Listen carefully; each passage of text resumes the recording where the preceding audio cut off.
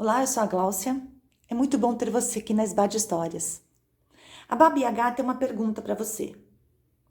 Se você nunca ouviu falar nela, eu vou deixar na descrição desse vídeo um link em que eu explico um pouquinho. A Baba Yaga quer saber o que você acha? Se todas essas histórias que nos rodeiam, se elas são inventadas ou acontecidas? Ou um pouco de cada? Cuidado com a sua pergunta, porque a Baba Yaga pode ser bem vingativa. E essa história que eu vou contar agora? Bom, eu vou deixar para você descobrir. O que eu posso revelar agora é que foi ela mesma que me contou. Ela sim, tenho certeza. A menininha, com seus 4 ou 5 anos de idade, a caçula de uma família de 7 irmãos, a única brasileira. Sim, era uma família de imigrantes, que eram chamados de bichos d'água porque vieram lá longe, navegando pelos oceanos. A Lídia, que era mais próxima dela na escadinha, era ainda bebê de colo quando embarcou para o que era chamado de Novo Mundo. Você já foi assim para bem longe da sua casa? Então, eles vieram de bem distante, lá da Bielorrússia, na Europa Oriental. Eu nunca estive lá, não, mas eu sei que foi da cidade de Minsk. Era uma família com algumas posses, então eles venderam tudo o que eles tinham, as terras, para comprar aqui. E comprar assim, de longe lá, sem ver mesmo.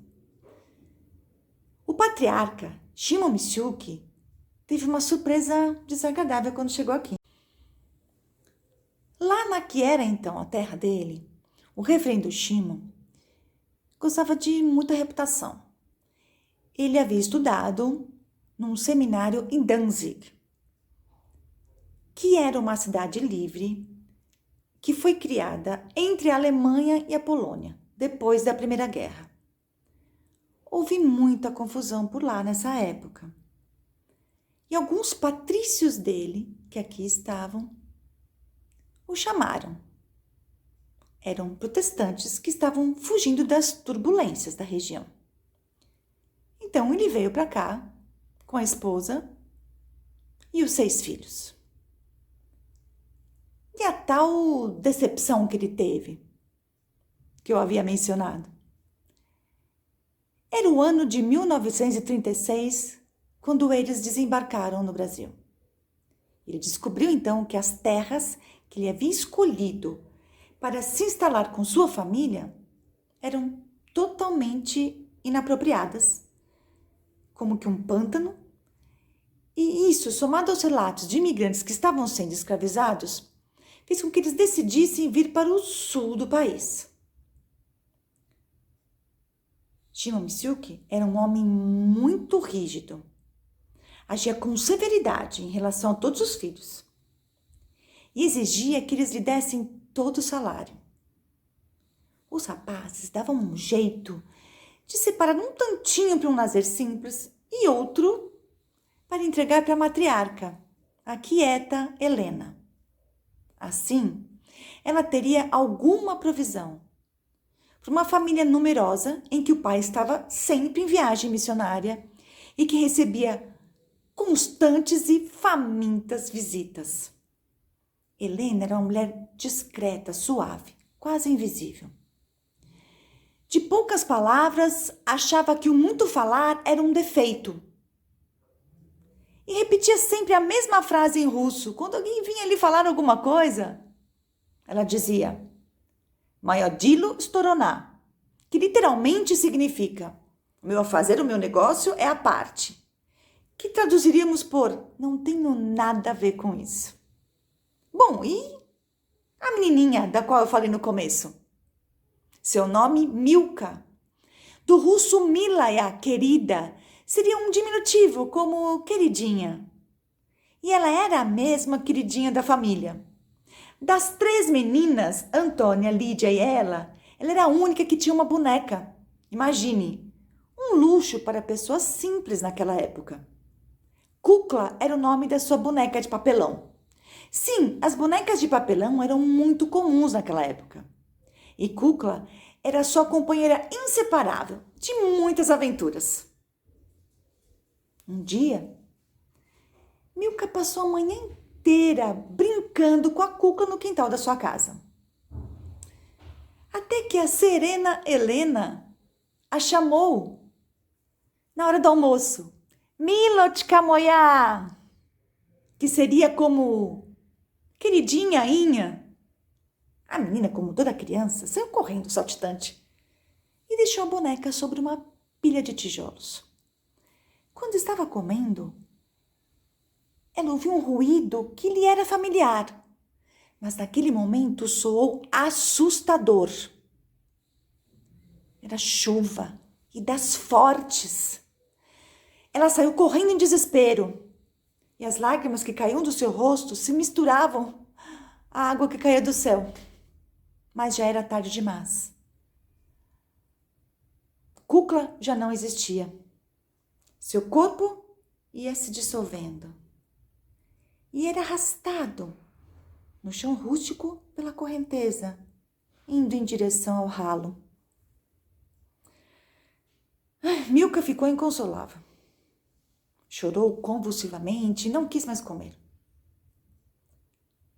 Assim que a chuva parou, sua mãe Helena disse a ela que iria na venda do Russo, lá na Vila Zelina. Esse é um bairro tradicional reduto do leste europeu, que fica na cidade de São Paulo. Mas Helena disse a ela que dessa vez não iria levá-la. A menina estava tão chateada que nem reclamou. Concordou em ficar em casa. Antes de sair, Helena pegou um lenço de cores vivas, florido, e cobriu seus cabelos. Era a única vaidade que ela tinha. Era um costume que as mulheres trouxeram daqueles países frios e mantiveram aqui por muito tempo. Quando voltou para casa, Helena tirou o lenço e colocou um pacote sobre a mesa da cozinha. E não é que a Milka, que estava toda amuada na sala, ouviu um som de choro. Ela saiu correndo, abriu logo aquele pacote e encontrou a boneca mais linda que ela já tinha visto. Enquanto isso, lá na venda, o Russo estava pensativo, admirado com aquela senhorinha modesta, de lenço vistoso, que era a esposa do pastor Shimon Misiuki. Ele sabia que era uma família numerosa, que passava por muitas dificuldades. Aquela senhora havia comprado a boneca mais cara da sua loja. E a Milka? Bom, ela passou por muitos temporais. Hoje ela tem 81 anos e conta essa história com um brilho nos olhos de quem tem uma doce lembrança da infância e uma saudade difícil de explicar. Em 2020 ela ficou viúva e viu partir também a sua irmã Lídia. Agora, ela é a única entre nós dos 7 irmãos Misiuki, que formaram grandes famílias que ainda reverenciam as suas histórias. Ela continua leve e alegre como uma menininha.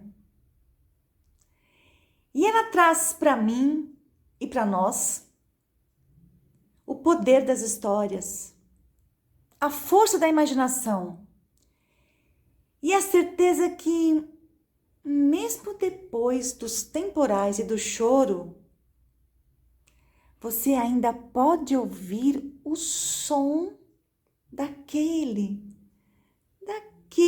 seu brinquedo preferido.